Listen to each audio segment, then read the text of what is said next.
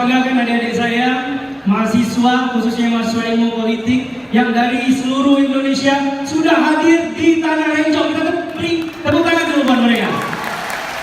Saya teringat betul ya, waktu menjadi mahasiswa ilmu politik di UI S1, alhamdulillah S2-nya di situ juga di UI, dan S3 sekarang juga sedang menyelesaikan disertasi di politik UI juga. Sama seperti kalian, kurus, gondrong, dan sedikit ganteng, bener ya? Menantu ideal adalah anak politik, bener ya? Dan saya yakin insya Allah mahasiswa ilmu politik yang hadir di Unsia dan Aceh hari ini